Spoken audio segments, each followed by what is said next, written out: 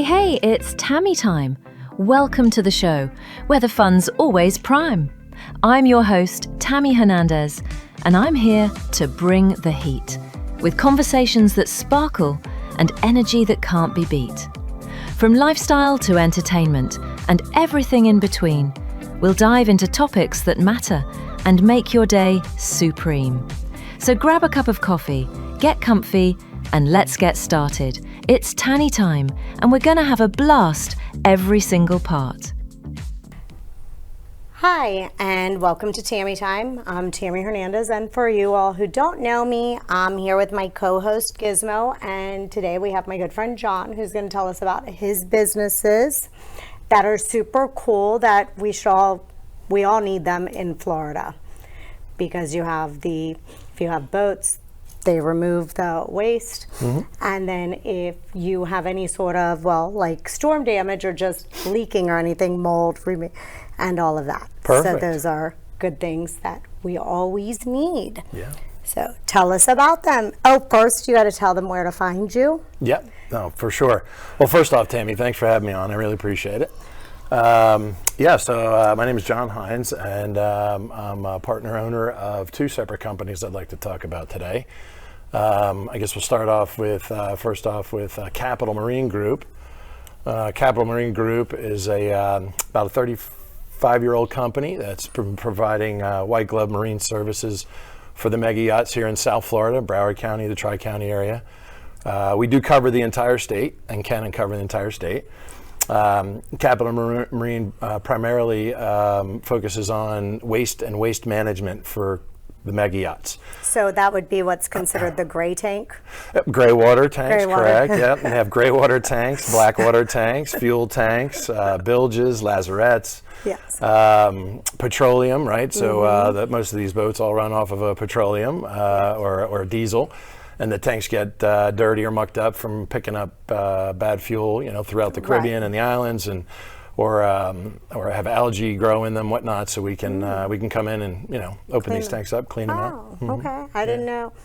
Do you go to the Keys or no? We do. Yeah, we're aspiring to open a branch down there as well.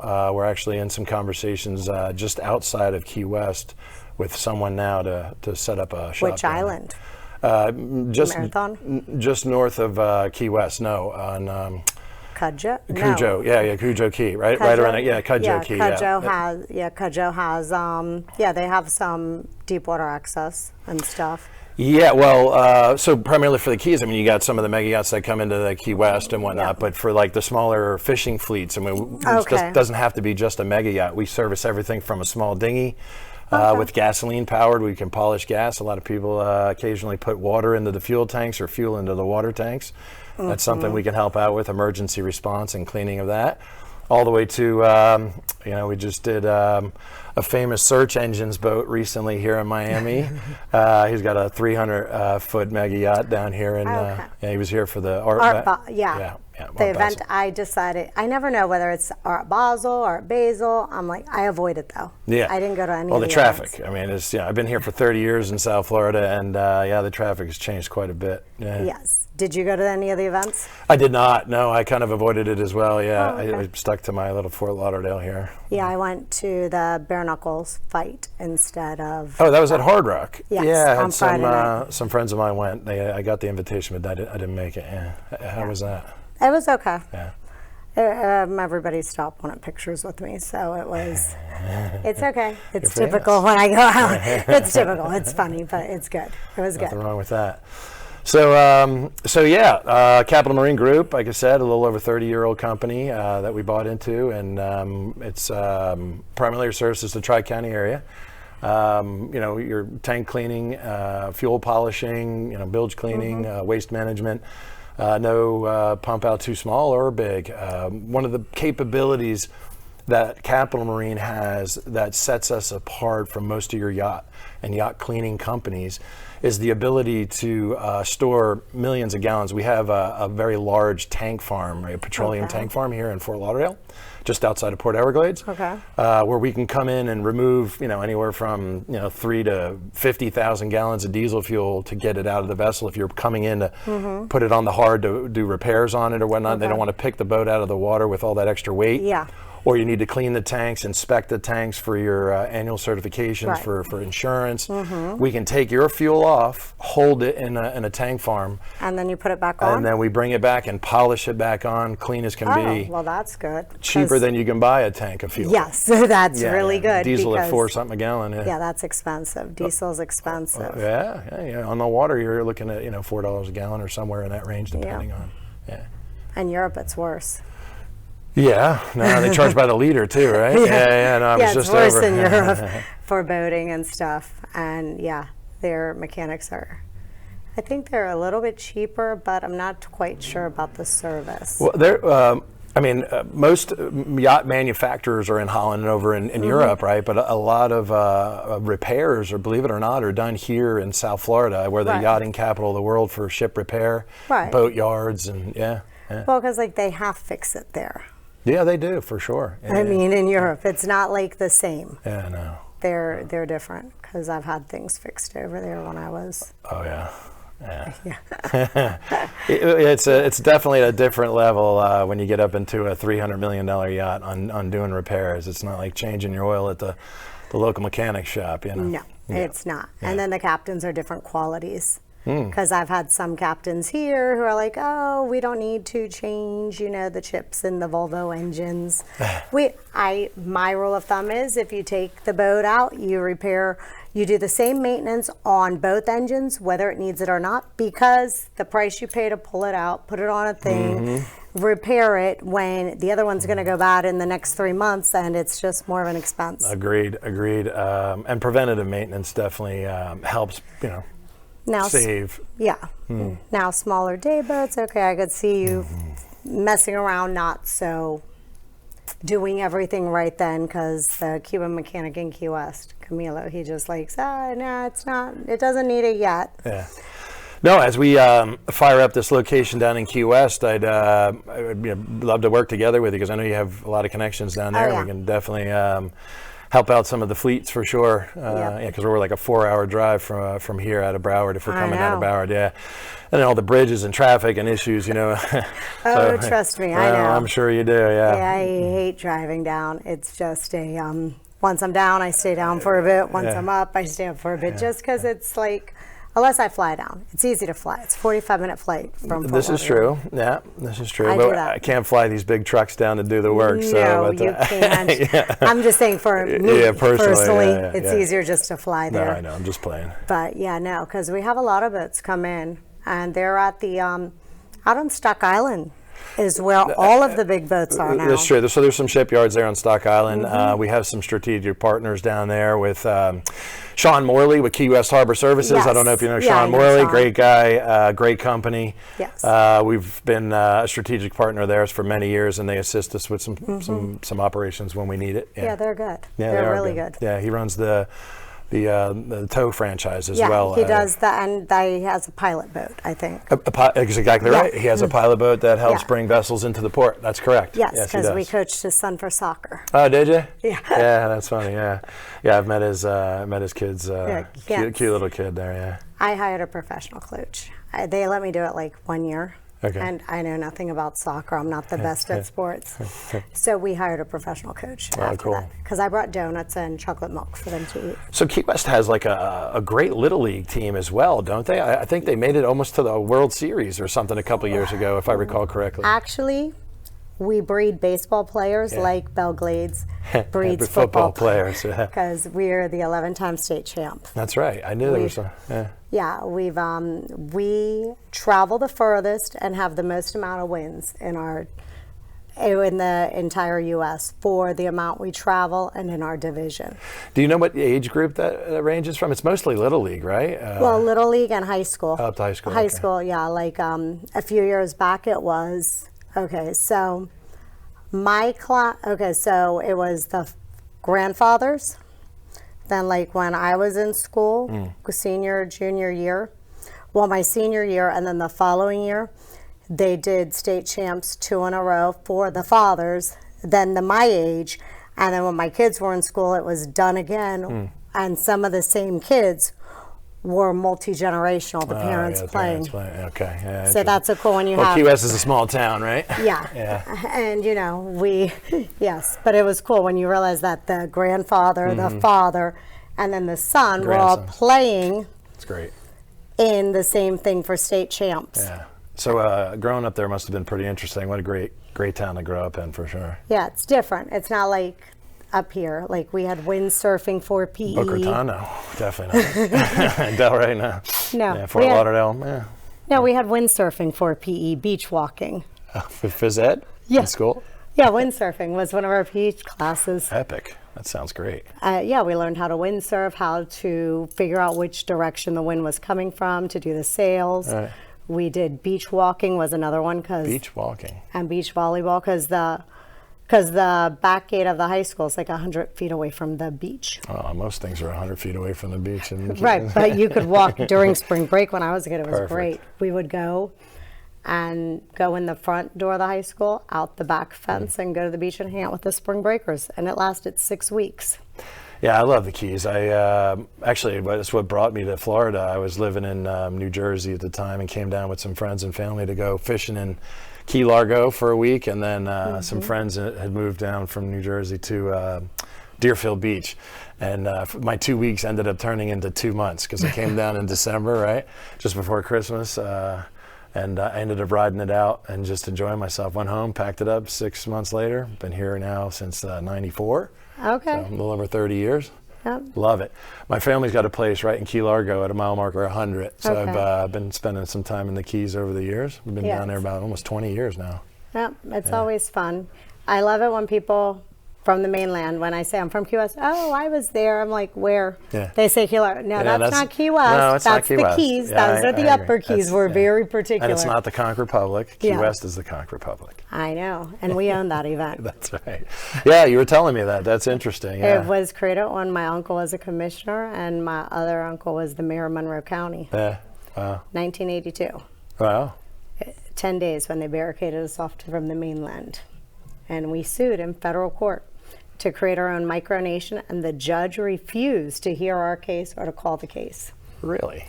Really? Oh, and that was in Monroe? No, my attorney David Horan and Billy Wardlow was the mayor of Key West. Ed Swift, because he owned Historical Tours of America and still does. And Virginia Panico. They were the people who flew up to Miami and petitioned the court. Sure. They refused to call the case. So then when they were heading back to the Keys, and they went over the where the Highway Patrol was stationed on the mainland, across from the Last Chance Saloon, and the owner of that shot a cannon at them a few days before, a blank one. So, but my attorney dive bombed him, I think is what it's called, when he took his plane and went down and then choomp. Yeah. You're kidding. Oh. Swear to God. What a story. That's amazing. Yeah, so that's what they did. Yeah, no, I've heard dribs and drabs of the Conch Republic and the whole how it came about, but love to have a chat over that some other time to get a little more I can tell you all about that. They stopped us in Everglades City. Oh, yeah. They barricaded us both at the same time, searching everybody for IDs, passports, drugs, and illegals. Oh, my God. So it caused a traffic jam. So it's always some drama. You got to tell us about the other business. Sure. Now, we made it through hurricane season, we so nobody did. needed. Just the end here, the end of October, beginning of November. We made it through a year without any major incidents. I got a deep breath on that one. Whenever we get into, so we do a lot of disaster relief kind of work as well, right? Emergency response work within the companies. But SourceOne Property Restoration Group is another entity that my partner and I started a few years ago. We piggybacked it off of one of our other companies that's not really widely known, but called Phoenix Remediation Group. Okay. Just a backstory there. Phoenix Remediation Group does the insurance. No, this one's we founded this company in 2011. Many years ago, I got my asbestos license, and we do asbestos abatement, right? So that's a bit of a niche in the contractor market. And Phoenix was founded to do our asbestos abatement leg, right? Okay. So not really widely promoted and all. It's kind of more of a under the radar kind of contracting company. Okay. But after the flood in Broward County around the airport in 2023? Yeah, I April blamed that on 12th, the I think it storm was. drains, that they weren't cleaned. A lot of the storm drains that weren't clean definitely had a role in that, but we got 24 or 26 inches of rain in like a 4 or 5 hour period. Nothing can hold that back. And No. Yeah.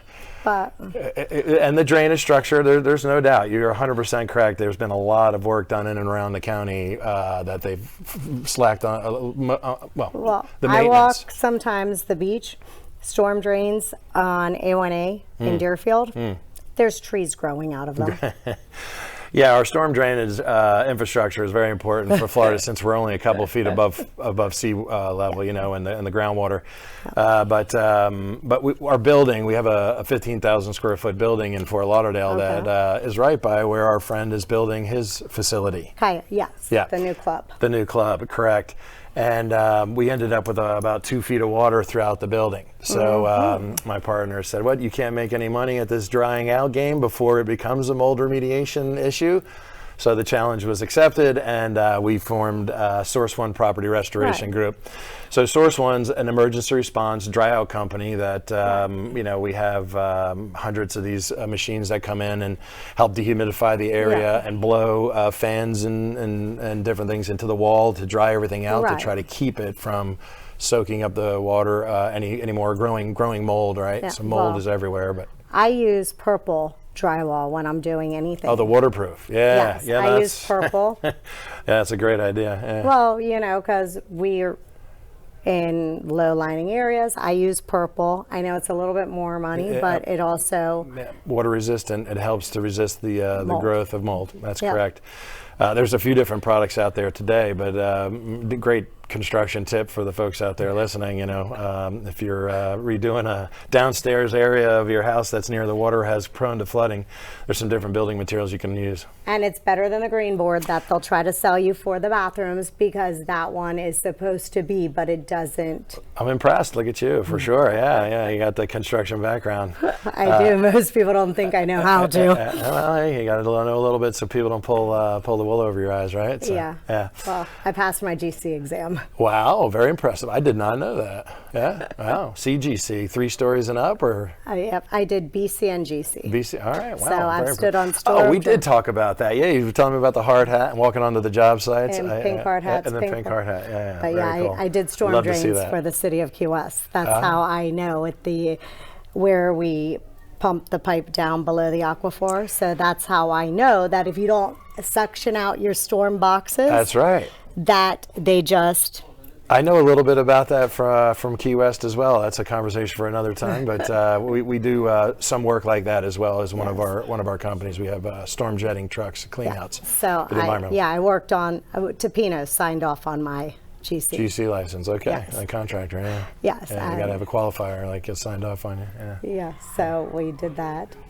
Yeah. And so that was a good one. It was funny, me standing on job sites with matching. I had all the different colored hard hats and boots to match. Right. So everything matchy because. Well, you're welcome to come out to my job sites anytime and try to help us out, keep everybody in line. I'm sure that it would go over well. But yeah, so SourceOne, back to that, is statewide emergency response dry out company. Okay. Insurance, we work with insurance companies. So if you got a call at 2 in the morning, or you have a pipe break at 2 in the morning, and you need to call us out. I believe the number's at the bottom of the screen there somewhere, the phone number and the websites.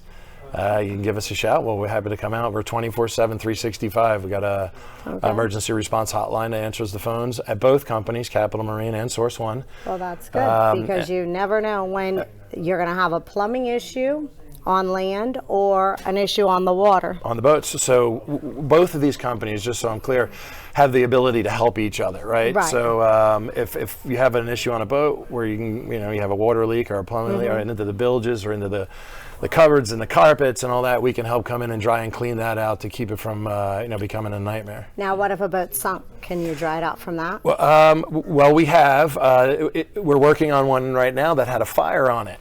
Well, that's the new thing with boats. So they're more likely, all the new boats and everything, more likely to catch on fire than they are to sink. And most people don't realize that. And it's because of all the devices that are being charged. Yeah, well said. The lithium-ion batteries. Yeah. This particular boat we're working on today, yesterday, and we'll be out there a few more days for sure, was a lithium-ion battery fire. In fact, my team and I are working on putting together a training program for the yachting industry on how to properly store, charge, and utilize lithium-ion batteries for the mega yacht industry, because these things are on a boat that's floating in the water, full of fiberglass and everything else. And if these batteries go off, they can literally melt right through the boat and sink a $300 million boat or whatever. But even your cell phones, because they get hot. Yeah. All these things that they don't realize that most of the boats catch on fire. Not because of mechanical, it's because of that. I say they should have solar panels that are charging them during the day. Yeah. Well, these things they call it a thermal runaway when these batteries go off, and they don't even have to be on a charger. But they do make, and for anyone that doesn't know, they make these bags and cases that you can store them in to prevent them from causing a major meltdown. Well, they may go off, but they won't burn the boat down. Well, that's good. Yeah. Yeah, because I've seen them all go boom. Because I'm always paranoid on boats that. Any type of boat. I don't like boats at night to begin with, but I think that's because I was friends with the Fishers, Mel and Dio Fisher. Oh, yeah. Oh. And because when they were searching for the treasure, they were all sleeping. And the sleeping was the boat, the treasure ship. It got a leak and sunk. And it lost, they lost their grandchild and two of their daughter-in-law and one of their sons. Oh, I didn't know that. Yeah, so that has always had me paranoid. Yeah, well, I mean, like on these boats, I mean, more and more toys and devices from scooters and underwater scooters and these surfer boards and all this equipment that's becoming lithium-ion battery charged. Oh, well, you've powered. got, what is it? The Nomads from Brownie, the original Third Lung. Yep, I have one. Not the battery powered. I'm conventional, old school with a gas powered. Right. Yeah. No, but these ones are personal, so each one gets its own, and you don't have to be certified for diving because they only go down 30 feet. Yeah. So you don't have to regulate yourself. They had the Nemos and the Nomads. Huh. And they're all lithium-ion battery. Yep. Yeah. Yeah, no, the word we're getting from a lot of our service providers that help us connect to the yachts is that they're starving for training and fire suppression or ways to keep these lithium-ion batteries. It's a hot topic, not just in the yachting industry, across the board in the world I live in. I've been to a few conferences here recently, and that's been the hot topic of discussion: how to store them, how to package them, how to ship them, how to recycle them. The technology is getting ahead of the time on the environmental side of it. Yeah, because my opinion is I always see when the peoples and their Teslas are like blown up at a car, at a boat ramp. I'm like, why? Why would you try to launch that? Because it's salt water. Yeah. Because I know that my and with batteries, this is why I don't trust any batteries. During Hurricane Wilma, Key West, I had a Kia, which, it's Korean, so it stands for Kills Innocent Americans. I'm joking, everybody. But it blew up in my front yard with a 5-foot storm surge. Oh. Because the regular battery acts as a conductor with salt water. So when they came up to where my car battery was, it went boom, caught on fire. And the battery exploded, then the whole car, the engine caught on fire and everything. Total loss. Yeah, I didn't care. But it was just funny that here it is. People don't realize this. And that's why you never park your car under your house during a hurricane coming when you're evacuating. Because people just leave their cars under there and then their houses catch on fire. Did your house catch on fire? No, it was in my front yard area. Oh, okay. But best part was my ex told me, because I called him and said, hey, I need you move my car to the bar parking lot because My grandfather said that any hurricane that's coming from the Gulf, we will flood. Him and Patrick would take us, no, you don't need to, it's fine, you're blah, blah, blah, you're crazy. Really? Next morning, he's at the bar checking on things, having coffee at Mango's. I'm home alone. Next thing you know, boom, car's on fire. I go, my car blew up. Yeah, Tammy, all cars blew up. They're all flooded. I said, no. Because the poor police officer, Deloach, he had to come put it out and tread on water like this and use my neighbor's fire extinguisher to put it out. Because you can't get a fire truck in there, no, and it's underwater. Because it's all, everything was flooded. Yeah. So yes. So that was a haha. So anytime a hurricane's coming from the Gulf, it floods the Keys. Yeah. Oh. I'm so glad we skid that, cleared through hurricane season this year. We burnt the flag because every year in Key West, when it's the end of the season, we burn the flag. A Conch Republic flag? Not a conch, a different one. Oh, it's okay. the hurricane flag. We burn it every year. But now like, you got to tell everybody how to get a hold of you again. Yeah, so SourceOneReady.com. I've got the 24-hour, I believe we have the 24-hour number up there. Yeah, there it is. The Capital Marine Group LLC.com is the website for Capital Marine and the yacht services. SourceOneReady.com is the email address for the water extraction, mold remediation, asbestos abatement as well. Within that company, I qualify that. And then the phone number. Yeah, you can get a hold of us there. Yeah. And it's all in the state of Florida, and it's local. Entire state. Yeah. And we prefer to deal with people who are local, because they all help the community better. Well, I really appreciate that, Tammy. Thank you for taking the time to bring me up today and really talk about my companies and help promote that.